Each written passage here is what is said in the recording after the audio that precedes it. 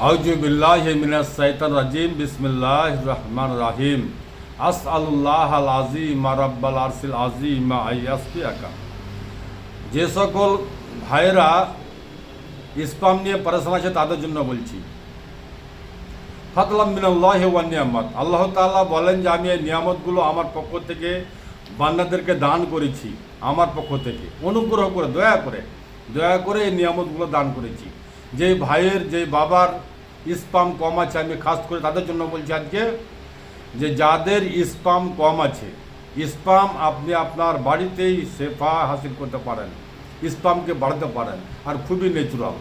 পবিত্র কোরআনে সূরা ওয়াকিয়া আয়াত নম্বর 29-এর মধ্যে আল্লাহ পাক বলছেন যে আমি জান্নাতীরাকে পাকা কেলার ক্যাঞ্চ সমেত কেলার গাছের বাগান থাকবে, আর পূর্ণ ভর্তি ক্যাঞ্চ লটকিবে, আর আমার জান্নাতীরা খাবে।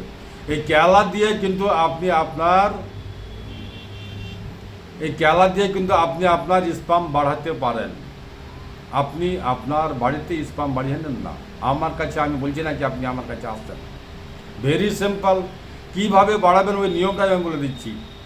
2 পিস কেলা নেবেন, 2 চামচা দেশি গাইয়ের প্রিয় ঘি নেবেন, 2 চামচা দেশি গাইয়ের ঘি এবং পাক্কা কেলা 2 পিস। সুন্দর করে মিক্সচার মেশিনে বা হাতে কুচলে মিক্স করেন, ওষুধটাকে তৈরি করেন। পাক্কা কেলা এবং ঘি মিক্স করেন, মিক্স করার পরে আপনি ওটাকে সকালে খালি পেটে খাবেন।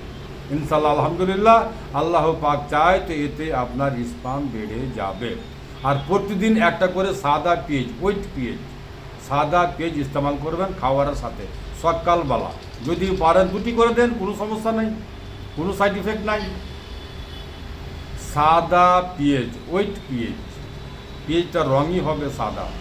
আপনি সেই সাদা পেঁয়াজ প্রতিদিন একটা করে ইস্তেমাল করবেন। একটা কথা আর না বলে পারছি না, আপনাকে দরকার আছে বীজ কো তুকমিয়াত দিতে হ্যাঁ, এটা হচ্ছে লোকমান হাকিমের কথা। আপনি ওই সকল বীজ খাবেন যাতে তাগত আছে।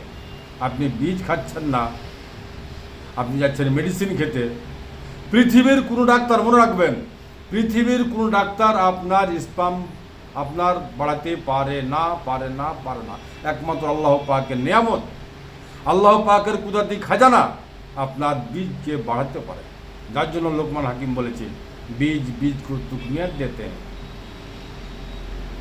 আমার শেফার বোতলে শেফা আছে, আমার শেফার বোতলে কোনো সাইড ইফেক্ট নাই, কোনো কেমিক্যাল নাই, সম্পূর্ণ ন্যাচুরাল, যা আমি আমার বাড়িতে করি, নিজের হাতে করি। তাই আমি উচ্চস্বরে বলতে পারি যে আমার শেফার বোতলে কোনো সাইড ইফেক্ট নাই, সকল অসুখের জন্য গ্রহণযোগ্য। আসসালামু আলাইকুম ওয়া রাহমাতুল্লাহি ওয়া বারাকাতুহু।